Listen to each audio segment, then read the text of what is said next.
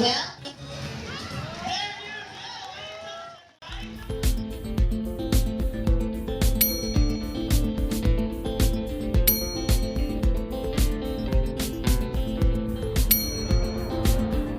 Gentlemen, presenting our flag racing bird, Jacko! Jacko is our Malugan cockatoo. Scientific name is Cacatuma molossensis. These birds can be found in eastern Indonesia, and they are the largest among the white cockatoos. There you go, the show has officially started. A round of applause for Jacko, the trainer Vince.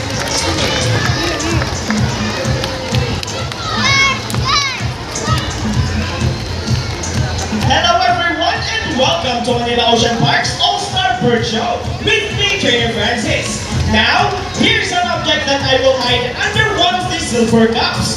Where do you want me to put this object? On your left, on your right, or here in the middle? Which side? Left, right, or middle? Alright, so let's put it right here. Now, let's call in our psychic bird, Dazzle. Dazzle is our sulfur-crested cockatoo. Scientific name is Cacatúa galerita. Common inhabitants are open woodlands and forest areas along the east coast of Australia. They are very loud birds and can mimic almost any sound. They typically feed on seeds, nuts, fruits such as durian, papaya, rambutan, and they also love corn.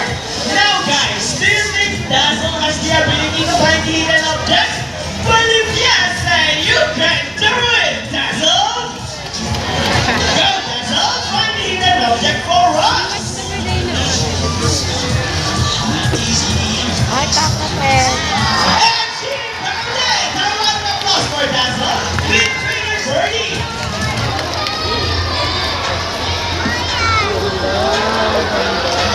Ayan. Now, our next feature birds are the and monogamous, meaning they will be partners for a lifetime. Peter Pan, right? But as any couple will attest in a relationship, there will always be battles. Meet Sassy and Rocky, our beautiful pair of green-winged peacocks, and today, they will battle it out to see who's the best in a basketball game. But before we start this battle, I will divide you guys into two groups. Where's the girls? All the girls will cheer for Sassy. Come on, girls, let me hear your cheer. Sassy! Sassy! Very good, and all the boys will cheer for Rocky. Come on, boys, let me hear your cheer. Rocky! Rocky! Very well, so birds ready, trainers ready, set, go! Here comes Rogan's first ball. Score for Rocky, followed by Sassy. Second score for Rocky. Inside right there for the last ball. Rocky wins! Trainer Rochelle, what can you say about that? You guys lose this time. hold it. We won another race. Oh, they want another race, Trainer JB. Are you sure about that? Do you want Sassy to lose again? This time, I guarantee you that Sassy will win. So what race do you have in mind? I want a ring race. And what is the ring race? The first bird who can grab the rings into the pole the fastest is the winner. And that's the ring race. So what ring race it shall be? Remember guys, that boys already have 1 point. So girls, let's cheer louder for Sassy to win this time. We'll be doing this again, and this time a ring race. Ready, set, go! Here comes Rockers first goal for Rocky. What's happening?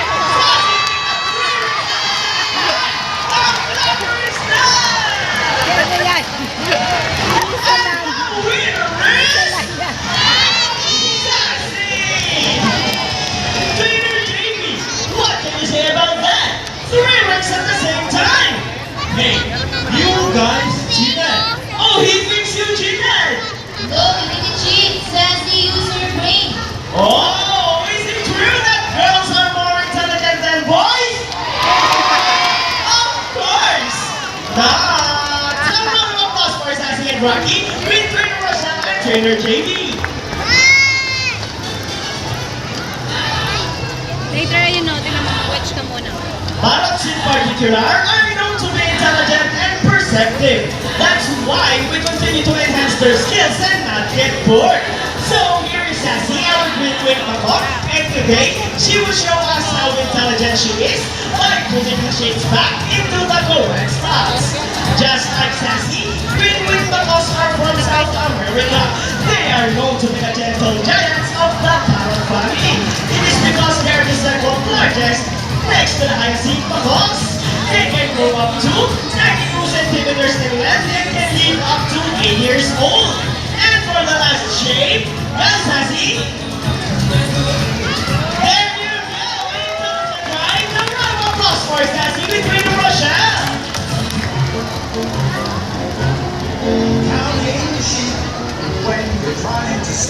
Now guys, who loves math? Everyone here knows addition, right? Because this next part of our program will leave most people baffled and amazed. Even as trainers, do you think birds can do math?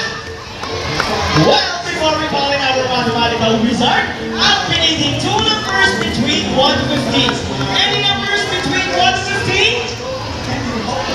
Guys, what number? Alright, so the first number is number 9. How about the second number? Alright, so the second number is number 10. So the equation is 9 plus 10. Let's see if our mathematical wizard can solve this equation. But first, Trainer David will shuffle the numbers.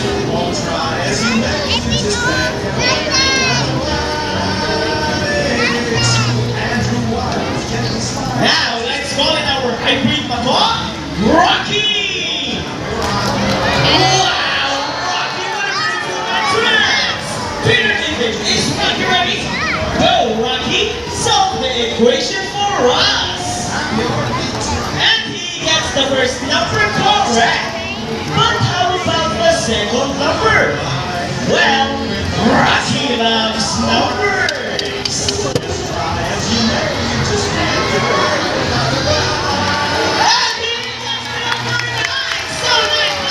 Equals to 19. A round of applause for Rocky with Trainer David. Now guys, we need an adult volunteer with 100 peso bill. Anyone who wants to be our lucky volunteer for today, just raise your hands up and we will choose one. We need an adult. Sorry, but the kids are not adult. 500 peso bill. I think we got one. You will notice that the birds in our show are mostly parrots. It is because they are highly intelligent, charismatic, colorful, and musical kind. They have a very good memory and can remember even the smallest details. Hi ma'am, good afternoon. Welcome to Manila Ocean Park. Ma'am, first off, what is your name? What you gonna do, buddy? Oh, he makes a jump and gets some money and flies back. And I think, buddy, just donated the money!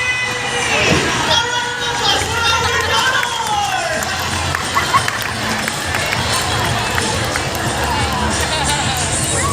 Ma'am, I have a question for you. Did you know that Manila Ocean Park is also a rescue center for birds? Well, your money will go a long way, and we are very, very grateful. You may now go back to your seats and enjoy the rest of the show. Bye. Anyone else? How about 2,000 pesos on this time? No more? Excuse me, ma'am. Magna, are you okay? Are you sure? Why do you look so sad? No, ma'am, I'm just kidding. It's all part of our show. Please stand back here in front and we'll give your money back.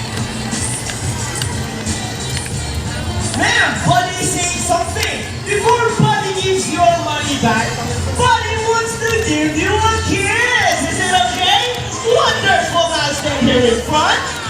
Ready your camera and all for your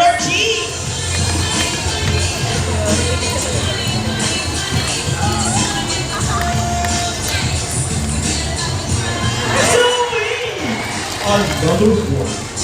How about on your hand? Just open your palm and look at the camera. Smile. Makatingin siya. And there is your money. A round of applause for our volunteer and buddy.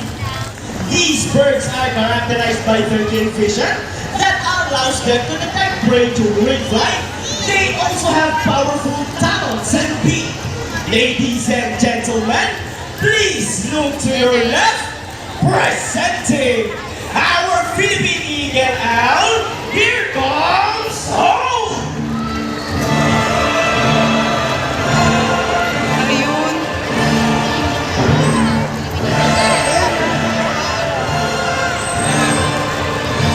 Scientific name is Bobo philippensis.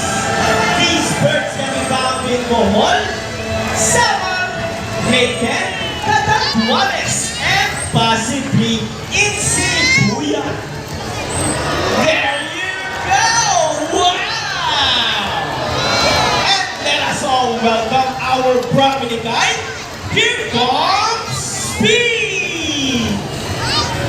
Ayun pa pala isa. Brahmini guides are also known as Haliastor indus, one of the 446 species of birds of prey around the world. These birds can be found in India, Indonesia, Bangladesh, Pakistan, along China, and including here in the Philippines. And here comes Shadow. They are locally known as Lawi or Banog in Visayas region.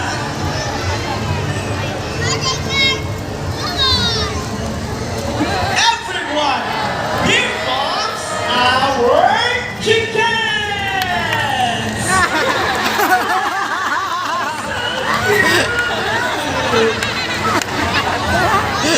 And as you can see, we have our homemade pigeons! Homemade pigeons has an innate homing ability, meaning they will generally return to its nest and play. A round of applause for our raptors, our chickens, and our homemade pigeons!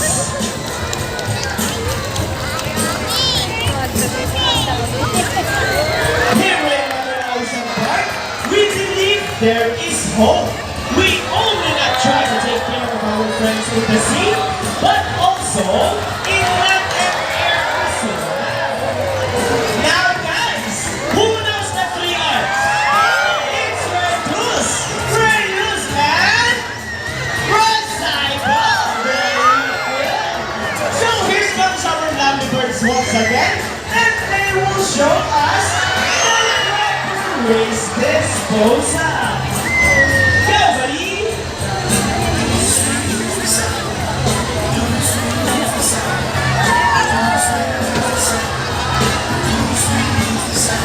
Easy, right? So if the birds can do it, so can we.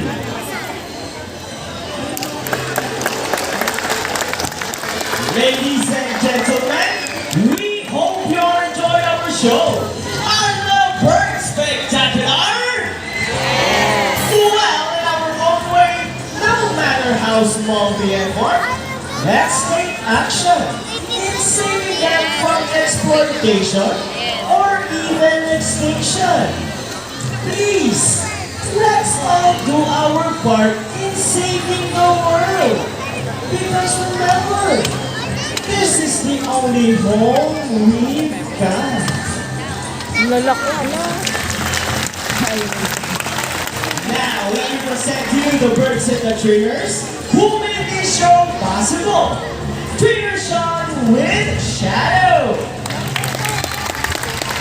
Trainer Rochelle with Ho. Trainer Vince with Rocky. Wala na si Sassy. Trainer Fergie with Buddy. Trainer Duke and Trainer Regine with the chickens.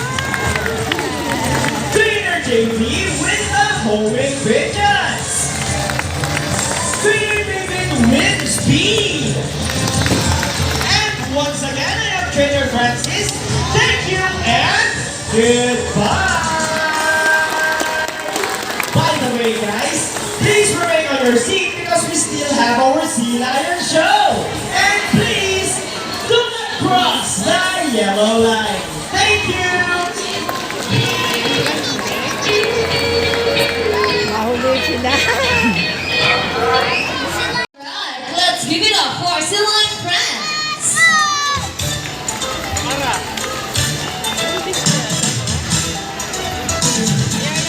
Oo.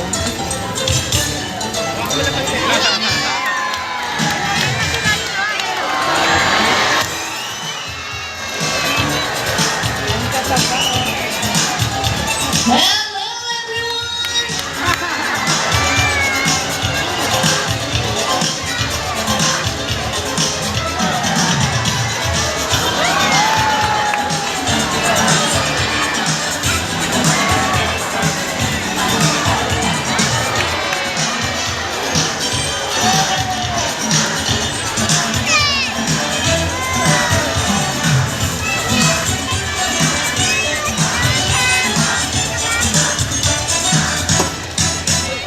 Wow, what a beautiful entrance! Good day, everyone, and welcome to Aquatica. By the way, I'm Trainer Michelle, and I'd like you to meet my friends. Together with the trainers, one at a time. On your left side is the eldest female South American sea lion that we have, and she is the prettiest. Wow, confident. Her name is Isis. Together with trainer David, say hi. And on the other side is one of the youngest female South American sea lion that we have here. And let's make her the cutest. Wow, a shy girl. Her name is Ida. Together with trainer JB, say hello. Now let's continue. So guys, do you have any idea why are they called queen or feather-footed marine mammals? Any idea? Do they have feathers? Well, let's ask them. Ladies, do you have feathers? The answer is no. It's actually because of their front flippers, which are shaped like a bird's wings. See those?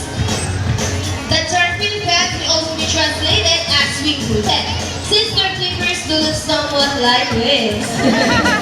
In fact, they appear to be flying underwater from place to place, right ladies? And you know, they often mistake it as seals because they look very much alike.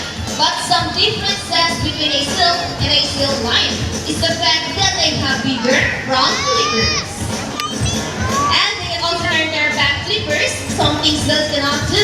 As a result, they can walk upright while on land. And that's a fine demonstration. How about a round of applause for Isis and Ida? And guys, you know what? They have this long and flexible neck. How flexible? Well, check this out.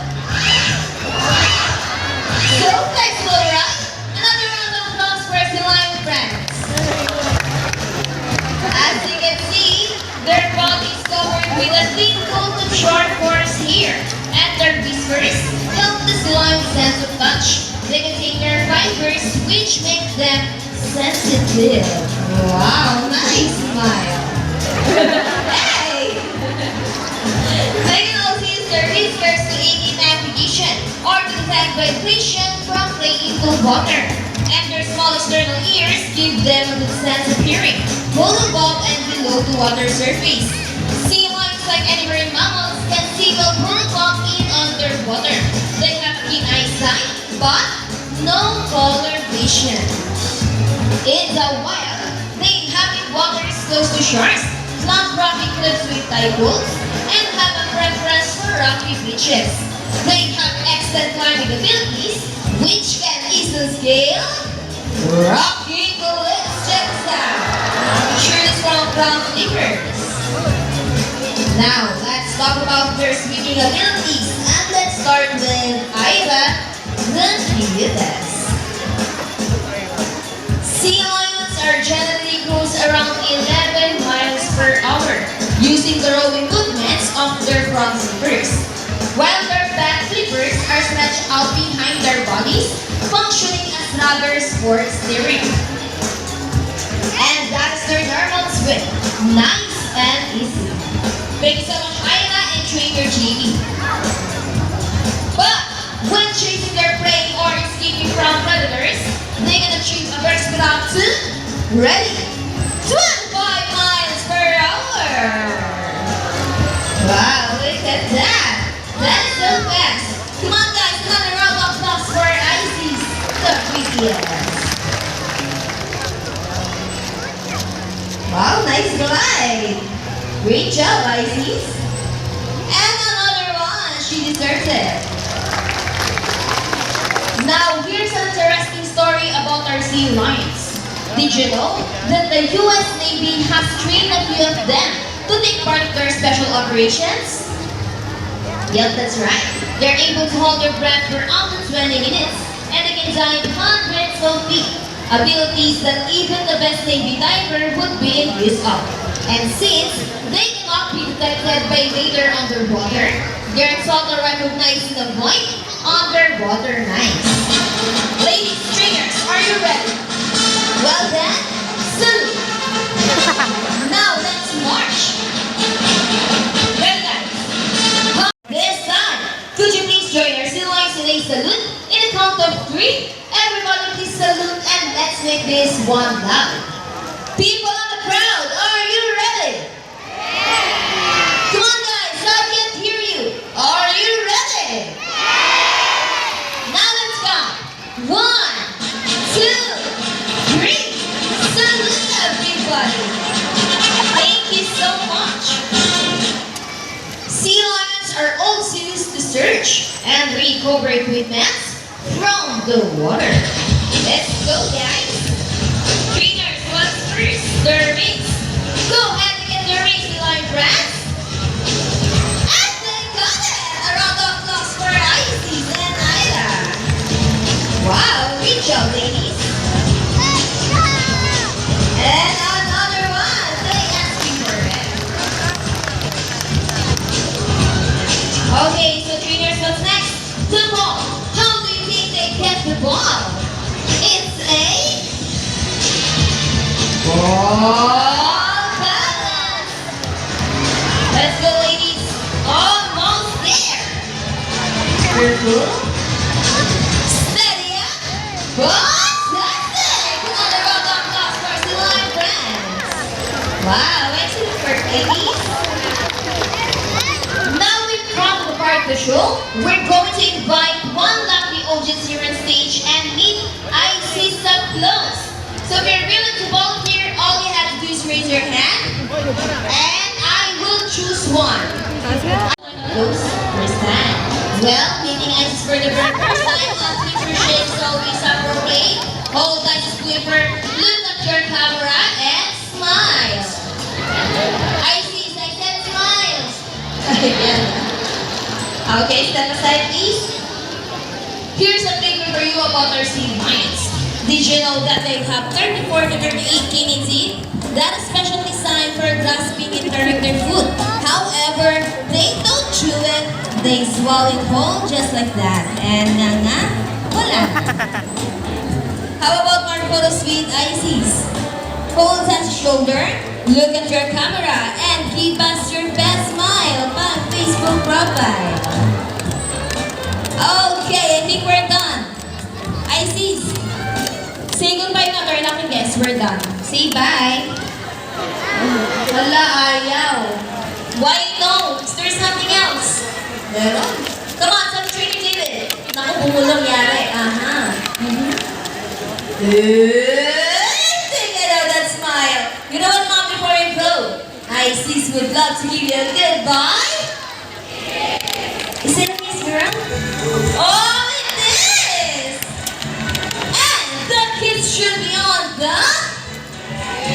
And lips to lips with Icy's. Okay, Mom, all you have to do is put your hands in the back. Offer your lips and hold it for 3 seconds. On your lips. Ready? 1, 2, 3. And there's the happy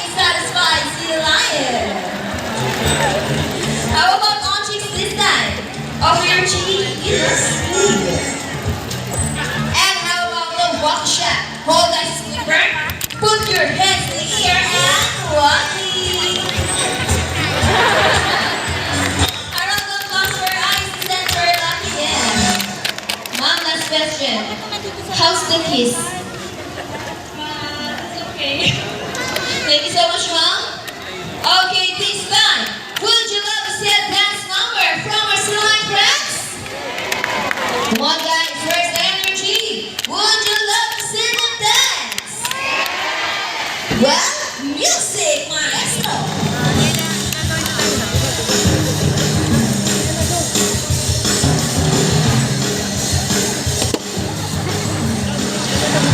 Let's move it.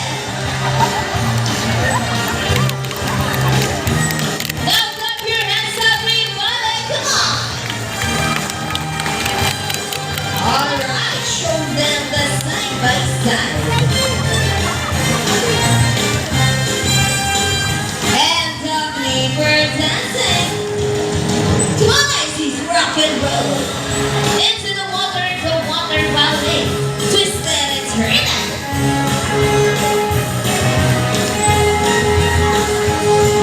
Around the world we go, round and round. And on the other side, round and round. Come on, guys, let's do the boogie boogie. Shake, shake, shake. And our favorite part, the booty shake. Shake those booties. Let's go, trainers, yeah! Keep on going. Alright, ladies, show them what you got. People in the crowd, ready your camera. Well, this is the best part. Steady! Arriba!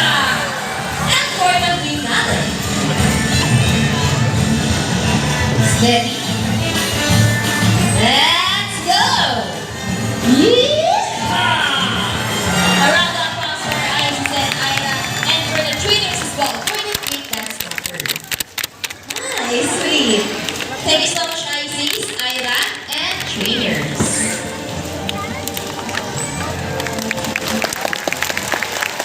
We hope you all enjoy spending your afternoon here at Aquatica with your newfound friends, South American Sea Lions, Isis, and Ira. And we also hope that even after your week, you will take this experience with you wherever you go. And remember that once you're on land, great young best are friends in the sea. Sea lions, like any animals, cannot survive in a flash-filled environment. So let's keep our surroundings clean. Aside from pollution, there are many other threats to their survival all over the world, such as climate change and illegal hunting. You can learn about this inside our oceanarium. Always keep in mind that we are the steward of our planet, and thus, each one of us must do what we can to protect and conserve all the inhabitants of our Mother Earth, including ourselves. So on behalf of ICC and Trainer David, Ira and Trainer Nick, and all fans here at Aquatica and the Ocean Park, we would like to thank everyone for visiting us today. We hope you all enjoy and visit us again soon. So take